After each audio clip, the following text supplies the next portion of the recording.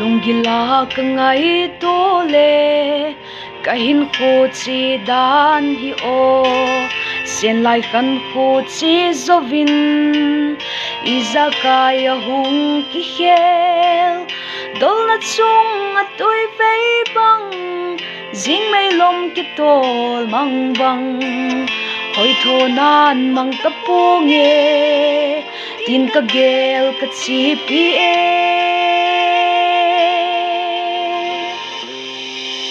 dung hoi mel hoi pen song chu ni khat le hung chu in tin gen thei te dia jing ni no so lama hung so nan te na it pen le ngai pen song chom lova hung mo loi ding thi nung ki hom tho sangin dam lai ngai lut a phazoi nang le ke lung gel hi pa kai gun hi lo til ki gong zo si ki pa nan zui di lo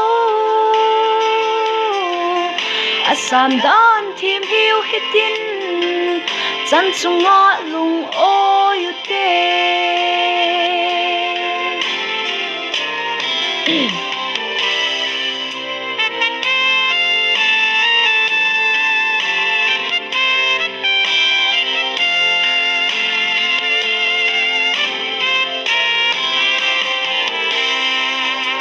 Min lang ching zong le chun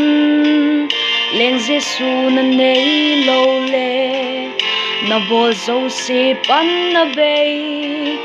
Solomon in a se na chan chung a lung oin pakai lung lam bol jingin